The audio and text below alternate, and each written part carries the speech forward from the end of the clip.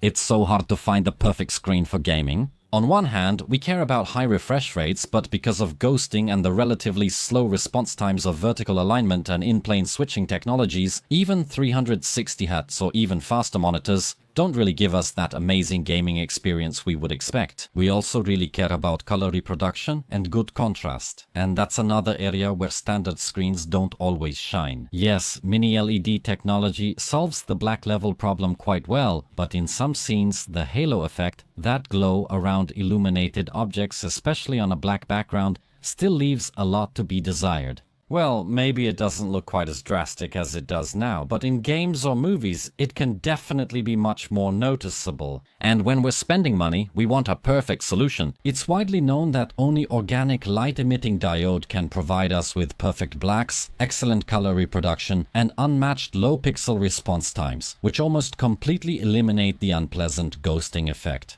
However, I won't lie to you. The perfect technology, and especially the perfect monitor, doesn't exist yet. The truth is that OLEDs are the closest to this ideal, but still, at least in some situations, they perform quite poorly. That's why OLEDs, although they're amazing, aren't suitable for every use, and sometimes you'll make a better choice if you go with a screen made with older technology. A monitor is supposed to serve you for at least a few years, so you spend your time and do everything you can to make a wise choice, and I completely understand that. Today we'll focus on organic light-emitting diode technology, discussing its pros and cons, but since behind me there are also two other 27-inch monitors from the same manufacturer made with in-plane switching and vertical alignment technology, I'll help you choose the one that will work best for you, because maybe you don't have to spend so much money on an organic light-emitting diode. This is Pavel, and you're watching the Tech Maniac HD channel. Let's get started. I hope you've already seen the previous two videos about KTC products, but before we get into the differences and which screen technology is best for whom, we should take a closer look at the third model, the G27P6. Unlike earlier models, this one uses an organic light-emitting diode panel instead of mini LED backlighting. The panel has a diagonal of 26.5 inches. Although all three screens have a 16:9 aspect ratio, this one, labeled PRO, has a 4K resolution. The other two, that is, the M27T20 and today's tested G27P6, have a resolution of 1440p, which, according to the latest poll I conducted, fits perfectly with your preferences. Another important difference is that the organic light-emitting diode has the highest refresh rate of the three, 240 Hz. However, refresh rate isn't everything. Ghosting or motion blur also matters, and in the case of OLEDs, it's almost 100 times lower than in the fastest gaming monitors based on liquid crystal display technology. Out of all of them, it's the organic light-emitting diode panel that's best suited for gaming, but the look of this monitor doesn't reveal that at all. Exactly, it might not look aggressive like a typical gaming monitor, but I also can't say that this model looks bad. The bezels are thin, the stand is minimalist, which maybe even makes it, I don't know, stylish. Looking at it from the front, you'd never think that a monitor that looks strictly like an office monitor isn't really suited for work, but more on that later. However, in many ways, at least when it comes to gaming, it totally crushes even the most flashy designs from competing brands. It's only from the back that this model reveals a bit more of its character. All the electronics, as well as the cooling for the organic light-emitting diode panel, have been hidden under a rounded bulge. The only red-green-blue accent you'll find here is the small manufacturer logo and maybe the slightly edgy model name. But that's it. From the front, it's a polite, very proper and non-controversial monitor. The V-shaped stand is made of metal. It provides sufficient stability while taking up relatively little space on the desk. Its construction is simple and we screw it in with our fingers. We also don't need any tools to attach the arm. The whole thing clicks into place and it's done. It's simple to assemble, but don't worry. There is a safety feature here to prevent accidental detachment in the form of a spring-loaded cable. The Video Electronics Standards Association 75mm mounting points are deeply recessed here. Fortunately, the manufacturer included specially threaded spacer sleeves. A plastic cover at the back neatly hides all the ports. Under it, starting from the left, is a headphone jack. 2 HDMI 2.0 ports, a DisplayPort 1.4, a USB Type-C, and a 5 Gbps USB Type-B, which transfers signals from 2 USB Type-A ports to the computer. And finally, at the very end, the power socket. In the set, we get a standard DisplayPort cable, HDMI, but more interestingly, also a USB Type-C with video transmission capability. This is very important because this model supports DisplayPort Alt Mode technology, which means that with this modest-looking connector, we can transfer a 1440p signal at 240 Hz refresh rate and in 10-bit color, while at the same time gaining full control over the mouse and keyboard connected to the monitor. As if that wasn't enough, the laptop will also be charged at a maximum power of 65 watts. Of course, the laptop has to support this technology. And yes, in those higher-end models, it's definitely standard, but even older and mid-budget designs can be surprising and are fully compatible with image transmission and simultaneous charging. The whole beauty of keyboard video mouse is that if you have a desktop computer and a laptop connected to one monitor, then by changing the video input, whether through the on-screen menu or by turning off or disconnecting one of the devices, the control over the mouse and keyboard also switches, so the need to replug peripherals disappears for good. It's an incredibly convenient solution for those who juggle between a desktop and laptops every day. It's also true that today I wouldn't buy a monitor that doesn't have this feature, because even if not now, sooner or later you'll definitely appreciate the comfort that comes with image transfer via USB-C or even fast charging. And since a monitor is one of those devices we buy with the intention of using it for many years, features like keyboard video mouse or a wide range of adjustments seem absolutely essential. After all, to maintain proper posture and user comfort, we should be able to adjust not just the rotation, which is never really a problem, but most importantly, the height of the screen. Buying a cheaper monitor can come back to haunt you for many years. G27P6 lets you set it vertically, known as pivot. Many years ago, a monitor turned like that was more of a whim. Today, however, portrait orientation is more appreciated and in many fields even essential. More and more content and websites are now designed for smartphones. Browsing or editing videos for platforms like TikTok or YouTube Shorts on a monitor rotated 90 degrees is much more convenient. I already mentioned that, in my eyes, this model doesn't look as aggressive as typical gaming monitors, which some people might actually like, but let's take a closer look at it. At the bottom, there's a small blue power LED, which can be turned off in the menu if needed. The bezels are very thin, measuring about 8 mm on the sides, 11 mm at the top, and also around 10 mm along the bottom edge. The displayed image covers about 93% of the Surface standard monitors use a separate backlight for the panel. In OLEDs, each subpixel is responsible for illumination, which makes them so thin.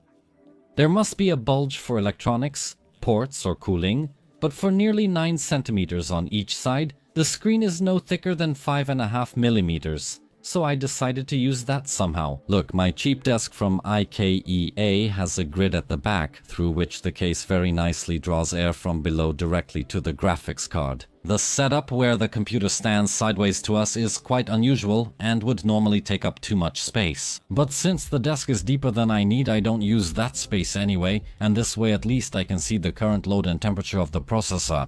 A simple but interesting central processing unit cooler. I'll leave the link to the material in the description. But the monitor, which is so thin, with its flat back perfectly aligns with the surface of the case, creating an absolutely amazing impression. Any other monitor would stick out with its curves, looking at least bad. It seems like a detail, and the flat back shouldn't really matter, but it actually offers possibilities we wouldn't have even thought of before. The screen has a fairly thick matte coating, which does a great job of reducing reflections while maintaining deep organic light-emitting diode blacks. Standard dynamic range brightness is the biggest challenge for all organic light-emitting diode monitors currently available on the market. Having a screen coating that can preserve it in difficult conditions is therefore extremely beneficial. An interesting fact is that it also has speakers. Monitor installed ones usually fail, so we use them only in emergencies.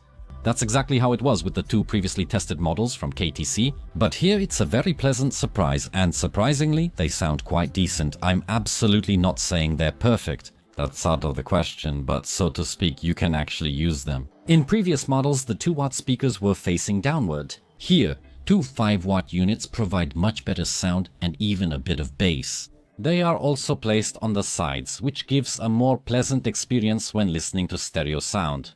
I'm not a fan of comparing sound through YouTube, but a quick test like this can give us some idea.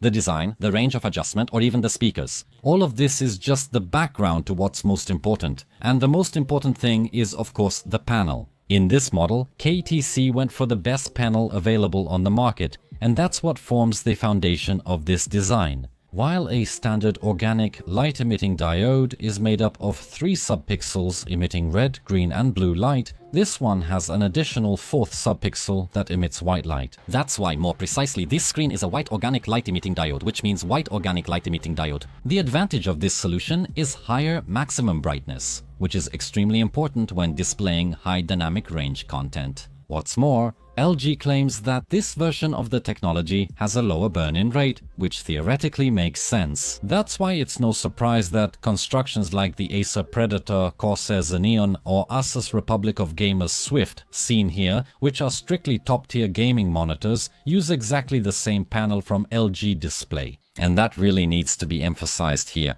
Monitors that cost between 4,500 and 5,000 zlotys use exactly the same panel as the KTC, which costs around 3,000. Sure, this one doesn't have a bunch of lights. It also doesn't look as aggressive as the others, and even though the mentioned brands are definitely familiar to us, that doesn't mean the cheaper KTC is worse than them. Corsair, Asus or Acer don't all have their own monitor factories, so they use subcontractors. And KTC is actually one of those huge manufacturers that produces monitors for brands like Xiaomi, Nippon Electric Company, Cooler Master or Samsung. For many years, they remained in the shadows, and only recently did they create a special gaming division, which, as you can see, is quite effectively starting to win over users. What else can I say? Since the monitors are made in-house, the price is more attractive. By using the discount coupon found in this video's description, the tested KTC costs 1,650 zlotys, less than the mentioned Republic of Gamers Swift. Since it's the same panel, I'll say again, 1,650 zlotys is too much just for a logo and a few flashy LEDs. You might think the higher price is because of the warranty or shipping speed, but the monitor was sent to me from Poland and the delivery took just a few days, even though I live in Ireland. And as for the warranty, well, that's also handled within Europe, so the equipment doesn't have to be sent to Asia at all. That's why it's no surprise that KTC's position in the European market is growing so rapidly. People know how to count their money, and since KTC offers excellent quality equipment without extra overcharging, the choice becomes pretty obvious. It's probably no surprise that this panel stands out with a very wide color gamut and virtually infinite contrast levels. This is an excellent 10-bit panel. The KTC monitors I previously tested were already professionally calibrated at the factory, and a full report was included with the monitor. They couldn't be missing here either. If you want to take a closer look at the reports from my unit, you can now even do a pretty powerful zoom on smartphones. Just remember to manually change the resolution to 4K so you can read all the details. Often overlooked but still very important is high dynamic range calibration, which you need to do yourself using the free tool that's now visible on the screen. You'll also find the link to it in the description below. Thanks to this, the system will know how deep the blacks and how high the brightness this particular panel can display. And since it's organic light emitting diode, the viewing angles are as perfect as they can be. You can watch a movie from as much as 172 degrees if that's comfortable for you. All other technologies don't even come close. Alright, let's talk about refresh rate now. And no, we won't dwell on this topic too much because most people watching this channel already know how important it is. But there are also people here who think that the difference between 60 and 120, or God forbid 240 Hz, doesn't change anything at all. Let's take a look at that. Those quick 5 minutes at a friend's place often aren't enough for us to really feel how much a high refresh rate monitor changes things. Only after spending a few hours getting our eyes used to the short input lag and that incredible smoothness, together with our own computer and our own desk, will we be fully and permanently convinced that a higher refresh rate is simply better and brings more joy. However, as I mentioned at the beginning, refresh rate isn't everything, because you also have to consider the ghosting effect, which is the blurring caused by slow pixel response time. In the case of better gaming monitors made with in-plane switching or vertical alignment technology, the time needed for a full color change is 3 milliseconds. This results in a trail, like a ghost being left behind fast-moving, high-contrast objects. It's responsible for the not-so-great experience on high refresh rate monitors, which is not what we would expect at all. The refresh rate itself, even as high as 320 Hz, is great, but what does it matter if a visible trail follows objects for 1 or even 3 milliseconds? And this is the moment when organic light-emitting diode panels completely outclass the other technologies. In both earlier models, the gray-to-gray time was 3 milliseconds, but in this one, the trail left after movement stays on the screen 100 times less. So the official gray-to-gray is 0.03 of a millisecond. And that's what makes a huge difference on OLEDs. Gaming, any kind of motion, even with a 60 Hz refresh rate on a liquid crystal display panel, looks completely different on an organic light-emitting diode. There's no ghosting. The absolutely lightning-fast pixel response really makes you feel the difference. In fact, in one of the videos on Linus Tech Tips, Linus himself admitted that although for a fast-paced game like Beat Saber he normally prefers the 144 Hz refresh rate on the Valve Index because of all the other advantages of organic light-emitting diode, like less motion blur and better image quality, he actually prefers the mini organic light-emitting diode. So if right now you don't have a computer that can push out 240 frames per second, you can be sure that even if you're playing at 60 or 90 frames on your current screen, the undeniable truth is that without ghosting, the same number of frames will feel completely different. Adding to that, playing in high dynamic range, 136% sRGB color coverage, or ultra deep blacks, even with the same number of frames per second, gaming on this monitor will still be a completely different experience. So, even though this monitor looks more like an office design, it's actually one of the best gaming screens on the market, hands down. The fact that it works with Advanced Micro Devices FreeSync Premium technology and is compatible with NVIDIA-G-SYNC is obvious, and the only thing I regret is that I can't fully show you this through YouTube with my camera. So, let's move on to the menu, which looks very similar to what I discussed with the previous models, although there are mainly 3 differences here. You'll find additional features like organic light-emitting diode pixel refresher, which is designed to refresh and clean the pixels, as well as organic light-emitting diode expert. There's also a built-in screensaver, as well as a low input lag feature, which should reduce signal delay. Although I have no way to measure this feature, so I can't promise that it actually improves anything. Just like in previous models, we use a fairly comfortable joystick for navigation. Alright, joystick menu, not many people care about that, but what about those pixel refreshers, screensavers, and organic light-emitting diode experts?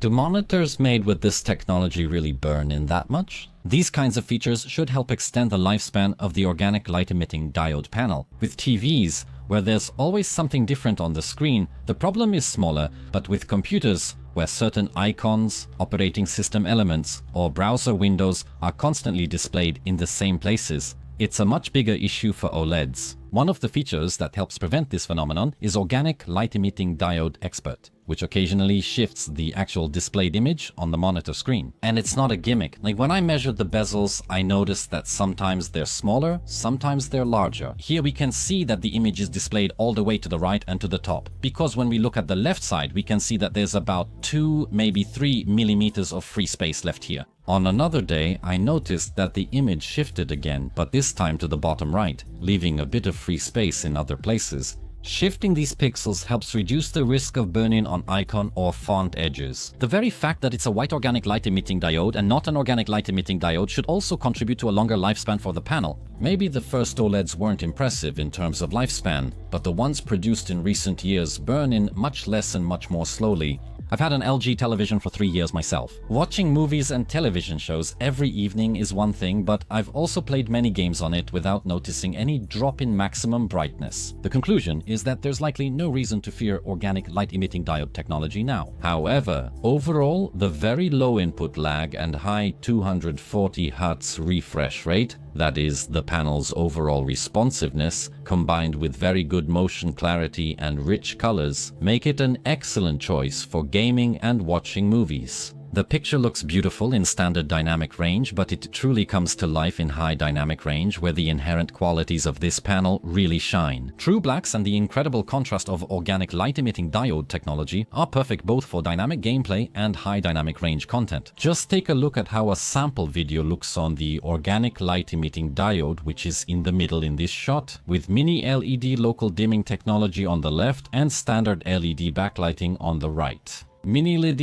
is a nice bridge that connects this gap, but of course it has its drawbacks, which I discussed in more detail in the previous two videos. However, the G27P6 model isn't perfect either. Some of the drawbacks are due to the organic light-emitting diode technology itself, while others are the fault of KDC. Here, what bothers me the most is that purple clip and the arm holding the monitor. As long as it's standing there without any cables connected, everything looks great, but once you plug in the power, DisplayPort, HDMI, USB-C, then use 2 more USB-A ports for your mouse and keyboard and connect USB Type-B for communication with the PC, good luck. There's absolutely no way to hide all those cables, which, at least in my opinion, looks absolutely terrible. Another drawback is the inability to turn off the automatic brightness limiting function, which is automatic brightness limiting, and while working, it can cause unwanted effects. The problem is that the screen brightness changes depending on the content, which becomes especially noticeable when resizing a window. This can be annoying in office applications and makes it difficult to critically analyze brightness when working with photography. Simply put, the screen can deliver brightness of around 700 nits, but only when a small area is lit. If this covers 25% of the surface, the brightness drops to 450 nits, but when you fill the screen with pure white, the maximum that this LG organic light-emitting diode panel can squeeze out is only 135 nits. Many competing organic light-emitting diode monitors allow you to lock the brightness, let's say at that 135 nits level, so it stops changing. And there you go. Another thing that annoys me about this model is the fact that as a burn-in protection, after a few minutes of an almost static image, the screen brightness is reduced, and to turn it off, just moving the mouse isn't enough. There has to be a bigger change, which can really be annoying. See for yourself. Nothing. It just brightened up. So, nothing is perfect, which is why when choosing a screen, you should choose wisely, because the most expensive one isn't always the best. So, if you need a monitor for Excel or working with text, there's absolutely no reason to pay more for an organic light-emitting diode screen, even if you're sitting on $1 million, because here comes another drawback of W organic light-emitting diode technology, and that's the non-standard sub-pixel layout, which causes something we could call fringing. While the standard red-green-blue sub-pixel layout looks very good when clear-type font smoothing is enabled, red-white-blue-green doesn't necessarily look as good. The problem is that the red subpixel is swapped with the green one, which makes text and user interface elements look soft or blurry. There are alternatives to ClearType that take into account different subpixel arrangements, but that requires a bit of tinkering and determination, and as we know, that can be a challenge. And with that, we move on to the question of which screen you should choose. If you need a monitor for working with text and browsing the internet, you'll obviously be more satisfied with the two cheaper KTC models. It's not even about the money, but because of the mentioned subpixels, readability on the organic light-emitting diode is simply worse. And another fact is that despite all these protections and burn-in prevention features, it will probably still happen eventually. If you spend 8 hours every day in the same program, you'll definitely speed up the degradation process. So even if you dreamed of buying an organic light-emitting diode, well, my friend, I'm afraid I have to strongly advise against it. For typical office work and occasional gaming, the cheapest of the three models, the M207020, would definitely be a better choice. But if multitasking is your priority and you have a slightly higher budget, then it's worth considering the M27P20 Pro. Here, the 4K resolution combined with scaling lower than the default for this screen size allows you to fit a lot more elements on the screen while still maintaining very high detail. I like to be about a dozen centimeters closer to the screen then, which gives the impression of having a much larger workspace. It significantly boosts comfort during office work. The Pro model is equipped with an in-plane switching panel, which means we also have very good color coverage and better than satisfactory viewing angles. Not as good as in organic light-emitting diode, but for this type of backlighting, it's as good as it can get. Due to the much lower ghosting of in-plane switching technology, the M27P20 Pro model also performs much better in gaming compared to the cheapest KTC option, which is equipped with a vertical alignment panel that has both the worst viewing angles and noticeably higher ghosting. However, when it comes to consuming video content, not just YouTube clips but cinematic productions in high dynamic range, nothing will enchant you like the organic light-emitting diode panel of the G27P6 model. It is the most affordable way to achieve such amazing visual experiences. At the same time, when it comes to gaming, both strictly competitive and casual, I guarantee you that nothing else will give you as much joy. In fast-paced shooters, 240Hz with absolutely no ghosting feels better than 360 on an in-plane switching. However, if you prefer more relaxing games, they also look different on an organic light-emitting diode than on any other monitor. If your budget allows, this seems to be the best possible choice right now. As always, links to previous monitor reviews and current prices are in the description below. If you liked this, visit my website at www.techmaniaxd.pl. The intuitive menu will help you find more inspiring content. See you in the next one. Bye.